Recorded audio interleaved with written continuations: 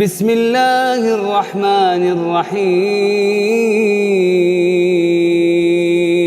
السلام علیکم ورحمۃ اللہ۔ ان الحمد للہ والصلاة والسلام علی رسول اللہ۔ قال اللہ تعالی اعوذ باللہ من الشیطان الرجیم وَإِلَٰهُكُمْ إِلَٰهٌ وَاحِدٌ۔ معزز اور محترم دوستو، اللہ کی حمد و ثنا، درود و سلام نبی مکرم صلی اللہ علیہ وسلم اور آپ کی تمام آل و اولاد اور اصحاب کرام پر۔ سورہ بقرہ کے دوسرے حصے کا درس جو خلاصے کے طور پر ہی پیش کیا جا رہا ہے کہ اس کے اندر کیا کیا معانی ہیں، اجمالی طور پر اس کو سمجھا جائے تو توحید کا معنی اب تک کئی مختلف طریقے سے سمجھایا گیا کہ کتنے گروہوں میں توحید کے دعوے دار ہی بٹ گئے۔ ابھی آپ کو یہ بات اخیر میں بتائی گئی کہ وَإِلَٰهُكُمْ إِلَٰهٌ وَاحِدٌ، کہ تم سب کا خدا، تم سب کا پروردگار، معبود حقیقی ایک ہی ہے۔ اور اس توحید کا سب سے بڑا شعار نماز ہے۔ اس نماز کی اقامت کے لیے ہی اللہ تبارک و تعالیٰ نے حضرت ابراہیم و اسماعیل علیہ السلام کو اپنے گھر کی طہارت، پاکیزگی کا حکم دیا۔ تو نماز یہ سب سے عظیم شعار ہے، اور نماز کی اقامت سے پہلے توحید کی اقامت دل کے اندر ثابت ہونی چاہیے۔ اور پھر کیونکہ نماز یہ بغیر طہارت کی قبول نہیں ہوتی ہے، دل، جسم، کپڑے اور جگہ جہاں نماز پڑھی جانی ہے۔ سب لوگ تو کعبہ کے اندر نماز نہیں پڑھ سکتے ہیں، اگرچہ اس کے اندر بہت زیادہ ثواب ہے۔ تو میرے دوستو، نماز کی اقامت کا حکم دیا گیا اور کہا گیا کہ یہی دین حنیف ہے، اور کعبہ کو ہی اپنا قبلہ بنائے تمام کے تمام مسلمان۔ اس کے بعد اللہ تبارک و تعالیٰ نے ہمیں خبر دی ان تمام باتوں کے ذریعہ کہ اس طریقے سے اس کے اندر اللہ تبارک و تعالیٰ کی محبت صحیح طور پر پائی جائے گی جو ایمان لائیں گے اور نماز قائم کریں گے۔ یہ غذائے روح ہوگی، یعنی نماز کا قائم کرنا یہ روح کی غذا ہے۔ دوسری جسم کی غذا اللہ تبارک و تعالیٰ نے حکم دیا قرآن کے اندر، یا ایھا الذین آمنوا کلوا من طیبات ما رزقناکم واشکروا للہ ان کنتم ایاہ تعبدون، کہ اے مومنوں، کھاؤ اس رزق میں سے جو پاکیزہ ہے، اس رزق میں سے جو ہم نے تمہیں دیا ہے، اس پاکیزہ رزق میں سے کھاؤ اور اللہ کا شکر ادا کرو اگر تم اسی کی عبادت کرتے ہو۔ پتہ یہ چلا کہ حلال اور صاف اور پاکیزہ رزق کا استعمال کرنا، کھانا، یہ بھی عبادت ہے۔ یہ بہت بڑی بات ہے، بڑے ہی نقطے کی بات ہے کہ عبادت انسان صرف یہ نہ سوچے نماز روزہ، بلکہ کمائی انسان کی بہت طرح کی ہوتی ہے، اس کمائیوں کو چھوڑ دے۔ اسی لیے اللہ تعالیٰ نے شراب کو، جوئے کو اور سود کو حرام قرار دیا۔ آگے اس کی بات انشاءاللہ آئے گی۔ تو کھانا حلال یہ دعا کی قبولیت کا سبب ہے، اور یہ جسم کی بھی غذا ہے، اور پاکیزہ غذا کے ذریعہ انسان کے قلب و جوارح اچھے طریقے سے کام کرتے ہیں اللہ کی بندگی میں، اللہ اور اس کے رسول کے اطاعت و فرما برداری میں۔ اور یہ تاکیدی حکم اللہ تعالیٰ نے اس دوسرے حصے میں سورہ بقرہ کے درس میں بتایا ہے کہ تمہیں اے مومنوں حضرت ابراہیم علیہ السلام کی ملت، جو شریعت حنیفہ یعنی یکسوئی کی شریعت، یکسوئی والا طریقہ اختیار کرنا ہے۔ وہ طریقہ جس کی تعبیر قرآن کریم کی اس آیت میں ہوتی ہے، انی وجہت وجہی للذی فطر السماوات والارض حنیفا، کہ میں نے اپنا رخ، اپنا وجود، اپنا ساری روح اللہ جل جلالہ کے حوالے کر دیا ہے جو آسمان و زمین کا خالق ہے۔ ایک بڑی شے ہے آسمان و زمین، اس لیے اس بات کی طرف نسبت کیا، ہم تو ایک ناتواں ہیں۔ تو اس شریعت حنفیہ یا حنیفہ جو کے ساتھ ملتزم ہونے کا حکم اللہ تعالیٰ نے دیا، جس کے اندر تمام انسانیت کی بھلائی ہے اور خوشی ہے، دنیا میں بھی اور آخرت میں۔ اور اللہ نے یہاں تک فرمایا کہ لیس البر ان تولوا وجوہکم قبل المشرق والمغرب، یہ بھلائی نہیں، نیکی نہیں ہے کہ تم اپنا رخ پورب یا پچھم کی طرف نماز کر کے پڑھو، ایک رسم ہے یہ۔ لیکن اللہ نے کہا وَلَكِنَّ الْبِرَّ مَنْ آمَنَ بِاللَّهِ وَالْيَوْمِ الْآخِرِ، لیکن نیکی تو در حقیقت یہ ہے جو اللہ پر ایمان لاتے ہیں۔ یعنی بہت سارے لوگ دکھاوے طور پر نماز پڑھ سکتے ہیں، اپنا رخ قبلہ کی طرف کر سکتے ہیں، لیکن نیک اور نیکی انہی کی مقبول ہوگی جو اللہ پر، آخرت کے دن پر، اور فرشتوں پر، اللہ کتابوں پر، اور یہ جو تمام ارکان ہیں اس پر ایمان لائیں گے اور اپنے مال کو ذوی القربہ میں، قرابت داروں میں، رشتہ داروں میں خرچ کریں گے۔ تو میرے دوستو، یہ شریعت دین، یہ شریعت حنیف، یہ یکسوئی والا دین جس کا قیام عدل و انصاف پر ہے، بالخصوص قصاص کے مسئلے میں جو اللہ تعالیٰ نے قرآن میں اسی سورہ بقرہ میں ذکر کیا، یہاں تک کہ بڑے سے بڑے اشراف قوم اور چھوٹے سے چھوٹے مزدور قسم کے لوگ بھی اگر کوئی غلطی کرتے ہیں، قتل وغیرہ کرتے ہیں، کوئی کسی پر ظلم کرتے ہیں، تو بدلہ لینے میں، قصاص لینے میں سب کے سب برابر ہوں گے، کسی سے کوئی رعایت نہیں کی جائے گی۔ اور اسی طریقے سے یہ دین قائم ہے احسان پر، کہ اللہ تعالیٰ نے فرمایا وَإِيتَاءِ ذِي الْقُرْبَى، اور قرابت داروں کو اپنے مال میں حصہ سمجھو اور انہیں دو۔ اور میرے دوستو، یہ سارے کام کرنے کے لیے، یعنی توحید پر قیام، نماز کا قیام، عدل و انصاف کا قیام اور احسان کا سلوک کرنے کے لیے، اس کے لیے ضروری ہے کہ ایک مشقی پروگرام کے اندر انسان کی زندگی مرتب ہو، نشوونما پائے، جس سے انسان مومن اپنے نفس کو تیار کر سکے اور خود وہ اپنے نفس کی مراقبت کر سکے، محاسبہ کر سکے، اپنے نفس کے ساتھ مجاہدہ کر سکے۔ اس کے لیے اللہ جل شانہ نے دو سفر جاری کیا، ایک تو روحانی ہے اور ایک جسمانی ہے۔ روحانی رحلہ جو حج مبارک ہے، جو سال میں ایک مرتبہ اور زندگی میں ایک مرتبہ فرض ہے ہر مومن پر، اور اس رحلے کے ذریعے سے اللہ جل شانہ کے وہ تمام مناسک جو مشاعر مقدسہ کے اندر ادا کی جاتے ہیں، روح کی یہ تدریب ہو جاتی ہے، مشق ہو جاتی ہے کہ ہمارا خالق، مالک، مربی، پالنہار اللہ جل شانہ ہے، اور انسان اپنی تمام شے سے عاری ہو کر کے صرف 2 کپڑے میں، گویا کہ وہ کفن میں ملبوس ہو کر کے اللہ کے دربار میں اللہ کے شعاروں کے ساتھ کھڑے ہو کر کے یہ ثابت کر رہا ہوتا ہے کہ یقیناً دنیا کچھ بھی نہیں ہے، اللہ تبارک و تعالیٰ کے لیے جینا ہے اور آخرت کے لیے جینا ہے اور اللہ تعالیٰ سے انعام کی امید میں جینا ہے۔ تو میرے دوستو، یہ رحلہ حج کا مقصد ہوتا ہے۔ اور دوسرا سفر یا سب سے عظیم سفر، رحلہ جو تدریب کے طور پر انسان کر سکتا ہے، وہ جہاد فی سبیل اللہ ہے۔ اور اس کے اندر افعال، حج کے اندر بھی اور جہاد کے اندر بھی افعال کا کردار ہے، اور یہ افعال، یہ اعمال انسان کے اقوال پر، اس کی بات پر صداقت ہوتی ہے، یعنی کوئی اپنی بات میں کتنا سچا ہے، جب تک اس سے اعمال صادر نہ ہوں یہ پتہ نہیں چلتا کہ یہ کتنا سچا ہے۔ تو اسی لیے بہت سارے لوگوں کے بارے میں اللہ نے خود کہا وَمِنَ النَّاسِ مَن يُعْجِبُكَ قَوْلُهُ فِي الْحَيَاةِ الدُّنْيَا وَيُشْهِدُ اللَّهَ عَلَى مَا فِي قَلْبِهِ وَهُوَ أَلَدُّ الْخِصَامِ۔ لوگوں میں کچھ ایسے ہیں جو بڑے چرب زبان اور اپنی چکنی چپڑی باتیں کرتے ہیں، کہ میں بڑا دیندار ہوں۔ دنیاوی زندگی میں وہ آپ کو باتیں کریں گے تو آپ کو ان کی باتیں بڑی میٹھی لگے گی، خوش کر دیں گے، اور اللہ کو بات بات پر گواہ بنائیں گے کہ ہمارے دل میں تو یہ ہے، لیکن حقیقت میں وہی سب سے زیادہ جھگڑالو ہوتے ہیں۔ تو میرے دوستو، یہ تمام طرح کی جو تدریب ہے، مشق ہے، یہ انسان کو اللہ تبارک و تعالیٰ سے قیامت کے دن ملنے کی ایک مشق کراتا ہے، کہ حقیقی طور میں جب اللہ تعالیٰ نے جو سورہ بقرہ کی اسی سورہ میں فرمایا فی ظلل من الغمام والملائکہ، کہ اللہ تعالیٰ جب بادل کے سائے میں اور فرشتوں کے ہمراہ فرشتوں کو لے کر کے حاضر ہوں گے، تو اللہ نے اس دن کے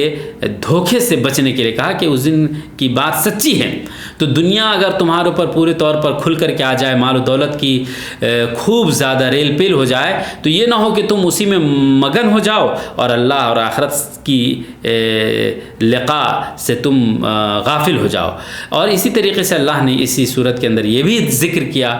نصیحت کی اپنے بندوں کو، کہ اگر تمہارے اوپر کوئی مصیبت، کوئی پریشانی اور آفت آتی ہے تو تم اس سے بھی پریشان نہ ہو، تمہارے قدم اس سے بھی متزلزل نہ ہوں اللہ کے دین پر قائم ہونے میں۔ تو کیونکہ آپ دیکھیں ख़ाس طور سے اس طرح کی چیز جو جہاد جیسے مسائل ہیں، شبہ ڈالنے والے لوگ، بعض اعتراض کرنے والے لوگ، مذاق اڑانے والے لوگ، یہ ہو سکتا ہے کہ وہ کہیں کہ یہ کتنی بڑی پاگل پناہ ہے، کتنا بڑا پاگل پناہ ہے، اور بیوقوفی کی بات ہے کہ انسان اپنے مال کو، اپنی جان کو یوں ہی برباد کر رہا ہے، جہاں پر وہ دعویٰ کرتے ہیں اسلام کے ماننے والے کہ تمہیں اپنے جان کی حفاظت کرنی چاہیے، لیکن یہاں تو جہاد کے ذریعے جان کو تلف کرنے کی بات کی جا رہی ہے، اور اس میں کئی طرح کے خسائر ہیں، بچے یتیم ہو جاتے ہیں، مردوں کی کمی ہو جاتی ہے، عورتیں رہ جاتی ہیں، اور اسی طریقے سے انسان موت کے منہ میں اپنے آپ کو ڈال دیتا ہے، تو کئی ساری پریشانیاں آتی ہیں۔ اور اسی طریقے سے کہ کس طریقے سے انسان اپنے آپ کو ایک بڑے سے دشمن کے سامنے، جو بڑے آلہ و لشکر کے ساتھ اور اپنے ہتھیار کے ساتھ ہوں، اور ایک چھوٹی سی جماعت بن کر کے مسلمان اللہ تعالیٰ کے راہ میں قتل کرنے یا شہید ہونے اپنے آپ کو کرانے جاتے ہیں۔ تو اللہ تبارک و تعالیٰ نے اس کا بڑا ہی تشفی بخش جواب دیا ہے کہ پاگل پنا یہ نہیں ہے کہ اپنے مال و جان کو اللہ کی راہ میں، اللہ کے دین کے قیام کے لیے، جو کہ زبردستی نہیں، اگر کوئی تجاوز کرے اور اس دین کا انکار کرتے ہوئے اس دین کے ماننے والوں پر ظلم کرے اور اس دین کو شب و ستم کرے، اللہ تعالیٰ کو گالی دے، اللہ کے رسول کو گالی دے، تو اس کے خلاف دفاع میں یہ جہاد کیا جائے گا۔ تو یہ کرنا صحیح ہے، بجائے اس کے کہ لوگ اللہ کی راہ میں نہ خرچ کریں اور کیا کریں، شراب میں، جوئے میں، قمار بازی میں اپنے مال کو خرچ کریں، اور ایک ایک گھڑی میں وہ سارا اپنا مال ختم کر ڈالیں۔ تو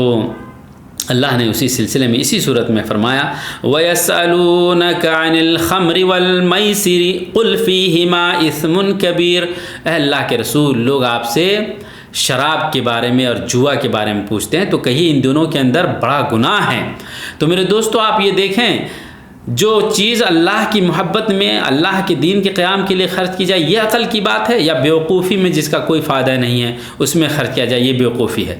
تو میرے دوستو، اللہ تعالیٰ نے یہی نہیں بلکہ جہاد کے نتیجے میں یقیناً بہت ساری باتیں مرتب ہوتی ہیں، جیسے بچے یتیم ہوتے ہیں تو اس کی پرورش کے لیے اللہ تبارک و تعالیٰ نے قرآن میں فرمایا وَيَسْأَلُونَكَ عَنِ الْيَتَامَى قُلْ إِصْلَاحٌ لَهُمْ خَيْرٌ، اے اللہ کے رسول آپ سے یتیموں کے بارے میں سوال کرتے ہیں، کہیے کہ ان اصلاح کرنا ان کے لیے زیادہ بہتر ہے، وَإِن تُخَالِطُوهُمْ فَإِخْوَانُكُمْ، اگر تم اپنے ساتھ ان کو ملا لو تو ان کو اپنا بھائی کا درجہ دو۔ جہاں تک جو عورتیں بیوہ ہو جاتی ہیں تو مسلمانوں کو رغبت دی ہے کہ بیوہ عورتوں سے شادی کرنا، ان کی کفالت کرنا ایک بڑے ہی اجر و ثواب کی بات ہے، اور اللہ نے یہاں تک کہا وَلَا تَنْكِحُوا الْمُشْرِكَاتِ حَتَّى يُؤْمِنَّ وَلَا أَمَةٌ مُؤْمِنَةٌ خَيْرٌ مِّن مُشْرِكَةٍ وَلَوْ أَعْجَبَتْكُمْ، کہ تم مشرکوں سے، مشرکہ عورتوں سے شادی نہ کرو یہاں تک وہ ایمان لے آئے۔ اگر کوئی خوبصورت ہے اور شادی کرنا تو ایمان لائے تو کیجئے، کوئی مسئلہ نہیں ہے،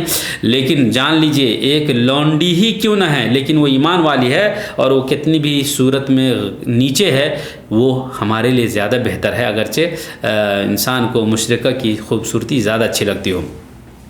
جہاں تک افراد کی قلت کی بات ہے تو اللہ تبارک و تعالیٰ نے اسی لیے تعدد ازواج کہا، کئی ایک شادی کرو جس سے کہ نسل بڑھے اور لوگ بڑھیں، اور وہ کمی جو جہاد کی وجہ سے آ سکتی ہے وہ پوری ہو جائے۔ جہاں تک روح کے تلف اور ختم کرنے کی بات ہے تو ایک وقت آتا ہے جس میں انسان کو موت آتی ہے، اللہ تعالیٰ نے جو مقرر وقت کیا ہے، تو موت سے کوئی کتنا بھی بھاگے موت آنی ہی ہے، لیکن موت اگر اللہ تعالیٰ کی رضا میں آئے، اللہ تعالیٰ کے دین کی قربانی میں آئے، اس سے زیادہ خوبصورت بات کیا ہو سکے گی بنسبت اس کے کہ انسان اللہ غضب ناک ہو اور غضب کی حالت میں، غصے کی حالت میں انسان کی موت ہو۔ جیسے کہ دیکھیے اللہ نے ان لوگوں کے بارے میں کہا جو لوگ اللہ تعالیٰ کے احکام کی تنفیذ سے بھاگتے تھے، فرمایا اللہ تعالیٰ نے أَلَمْ تَرَ إِلَى الَّذِينَ خَرَجُوا مِنْ دِيَارِهِمْ وَهُمْ أُلُوفٌ حَذَرَ الْمَوْتِ فَقَالَ لَهُمُ اللَّهُ مُوتُوا، کیا آپ نہیں دیکھتے ان لوگوں کی طرف جو اپنے گھر سے نکل بھاگے جبکہ وہ ہزاروں کی تعداد میں تھے، کیوں بھاگے؟ حَذَرَ الْمَوْتِ، موت کے خوف سے، فَقَالَ لَهُمُ اللَّهُ مُوتُوا، تو اللہ تعالیٰ نے کہا جاؤ مرو۔ تو ایک ایک کر کے مرتے اللہ کی راہ میں جہاد کرتے ہوئے اللہ تعالیٰ جب ناراض ہوئے تو ہزاروں کی تعداد میں گھر سے نکل بھاگے اور سب کو ایک وقت میں موت دے دیا، کہا قال اللہ موتوا، قال اللہ لہم فقال لہم اللہ موتوا، اللہ نے ان لوگوں سے کہا مرو اب۔ تو میرے دوستو، اللہ نے جو دن جو وقت مقرر کیا ہے اس سے پہلے کسی کو موت نہیں آ سکتی ہے، اس لیے اس سے خوف کرنے کی کوئی بات نہیں ہے۔ یہاں تک کہ لوگ یہ بھی اعتراض کرتے ہیں کہ چھوٹی تعداد مسلمان کس طریقے سے بھیڑ جاتے ہیں، بیوقوفی نہیں ہے تو کیا ہے، جبکہ ان کے پاس ہتھیار نہیں ہوتے. تو اللہ جل شانہ نے بہت بہترین جواب اسی سورہ بقرہ کے اندر دیا ہے. کم من فئۃ قلیلۃ غلبت فئۃ کثیرہ باذن اللہ، کتنی کم والی جماعت ہیں جو بہت بڑی جماعت پر غالب ہو گئی اللہ کی مشیت اور اللہ کے حکم سے. تو میرے دوستو، لشکر اور تعداد سے انسان کو غلبہ نہیں ہوتا ہے. تاریخ بھی شاہد ہے. کوئی یہ کہے گا کہ یہ بات کوئی نمونہ ہے، کیا ہزاروں نمونے ہیں. اللہ جل شانہ کے جو نیک بندے مومن ہیں اور اللہ کے دین کے قیام کے لیے، اعلاء کلمت الحق کے لیے جو جہاد کرتے ہیں، تو اس میں تعداد اور ہتھیار نہیں دیکھا جاتا. اللہ تبارک و تعالیٰ سچوں کو فتح نصیب کرواتا ہے. لیکن یہ جہاد ہونی چاہیے اپنے نفس کو قربان کر کے، مال کو قربان کر کے، جو طاہر ہے، پاک ہے. اور اس وجہ سے، کیونکہ اس کا مقصد توحید کا قائم کرنا ہے کہ چپے چپے میں صرف اللہ تعالیٰ کی وحدانیت کا قیام ہو اور اس کی عبادت ہو. اور اللہ نے فرمایا یا ایھا الذین آمنوا انفقوا مما رزقناکم، ہم نے جو تمہیں رزق دیا ہے مومنوں، اس میں سے خرچ کرو، یعنی اللہ کی راہ میں خرچ کرو وہ رزق جو ہم نے تم کو حلال دیا ہے. اور اللہ کو ضرورت نہیں ہے کہ آپ مال خرچ کریں، جان خرچ کریں. اللہ تعالیٰ غنی ہے، الحی القیوم. اللہ ہمیشہ باقی رہنے والی ذات ہے، ہمیشہ زندہ رہنے والی ذات ہے. تو میرے دوستو، جہاد کا مقصد تب پورا ہوگا جب انسان تمام سرکش کو اس دنیا سے مٹا دیں گے. سرکش جو لوگوں پر اتیاچار کرتے ہیں، ظلم کرتے ہیں، جو اللہ کے دین کے اندر ظلم کرتے ہیں، ان لوگوں کو مٹانے کے لیے جہاد ہے، نہ کہ جو اچھے لوگ ہیں جو اللہ کے دین کی اطاعت میں لگ جاتے ہیں، رسول کی اطاعت میں لگ جاتے ہیں اور انسان بن کے رہتے ہیں، تو ان کے اوپر کوئی جہاد نہیں ہے. اللہ نے خود فرمایا لا اکراہ فی الدین، محض دین قبول کرانے کے لیے کوئی زبردستی نہیں ہے. ان کو جب وہ اس بات کو، جو بات حق ہے، اسلام دین، اس کو جب بتایا جائے، اس کے خلاف وہ کھڑے ہو جائیں اور مٹانے کی کوشش کریں، تو پھر اس کے دفاع میں جہاد ہے، ورنہ جہاد نہیں ہے. بس دعوت ہے، دعوت اللہ کے پیغام کو پہنچانا.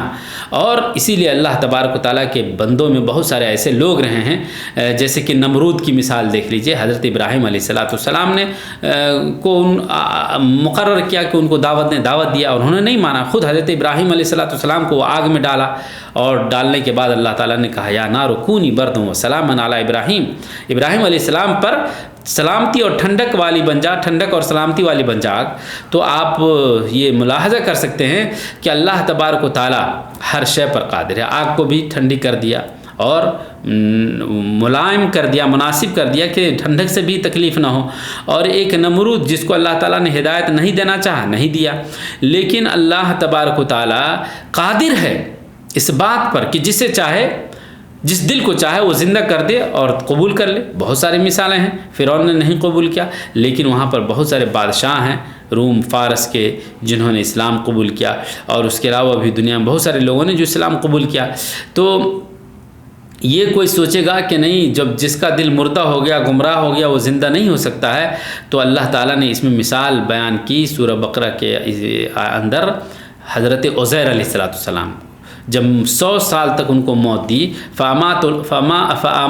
اللَّهُ مِئَةَ عَامٍ ثُمَّ بَعَثَهُ، کہ اللہ تعالیٰ نے حضرت عزیر علیہ السلام اور ان کے جو کھچر اور ساری چیزیں تھیں موت دے دیا 100 سال تک. پھر ان کو دوبارہ زندہ کیا. کہا کتنے دن رہے؟ کہا تھوڑے دن، چونکہ ان کو لگا کہ ابھی تو ہم سوئے تھے اور بیدار ہوئے.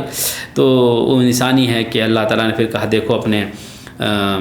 گدھے کی طرف، پھر اللہ نے اس کے نگاہ کے سامنے میں گوشت پوشت پہنایا اور پھر اس کو روح بخشی. تو اللہ تعالیٰ ہر شے پر قادر ہے میرے دوستو. اور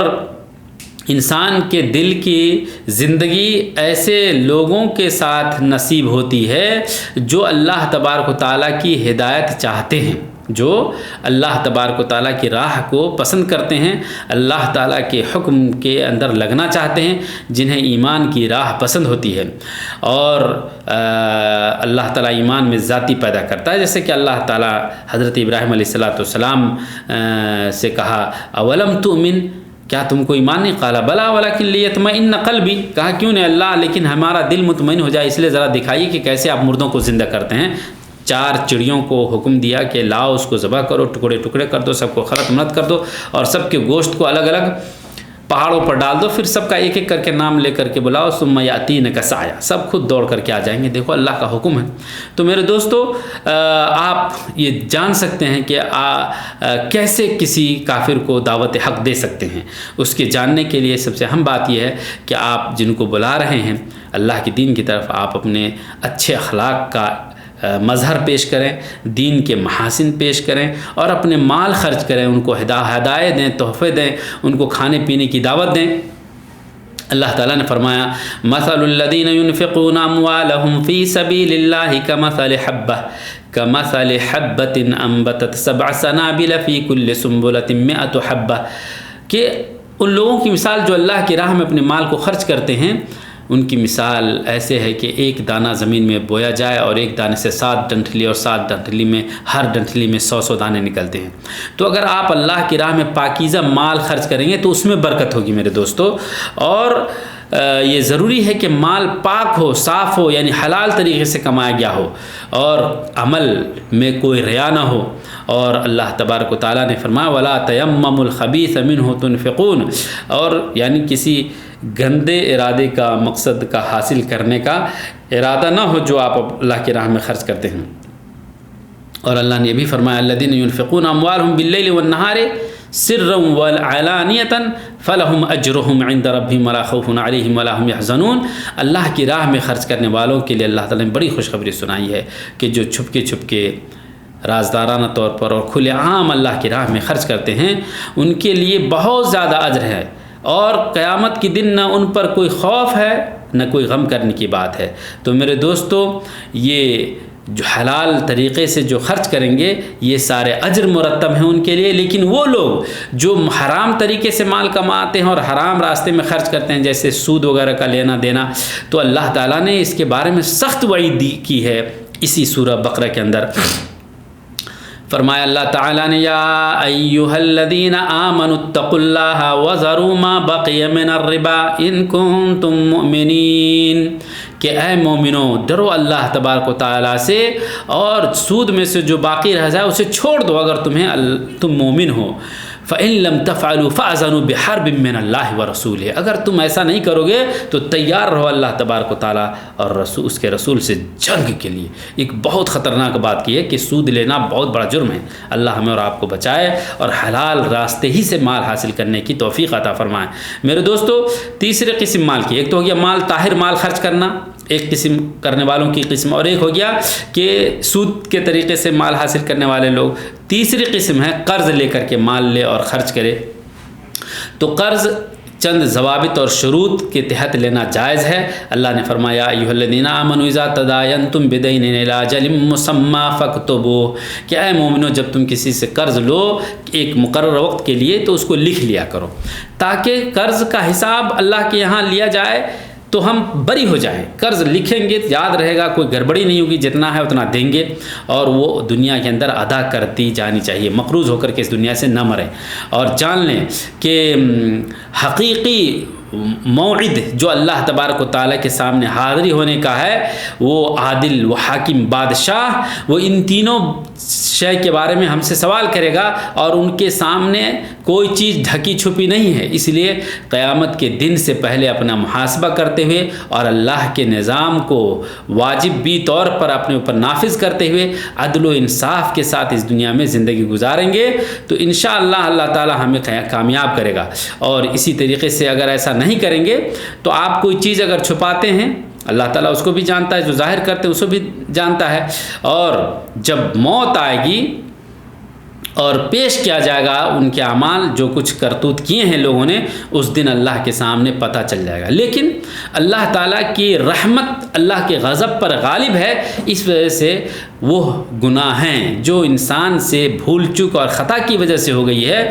تو اللہ تعالیٰ اس سے معاف کرے گا. مصر نہیں رہا گناہ پہ، ہو گئی تو اللہ تعالیٰ اسے معاف کرے گا، جیسا کہ اسی سورۃ بقرہ کے آخر میں کہا لا یکلف اللہ نفسا الا وسعها لها ما کسبت، اور لا تؤاخذنا ان نسینا واخطانا، یہ ساری چیزیں اللہ تعالیٰ نے فرمایا. اور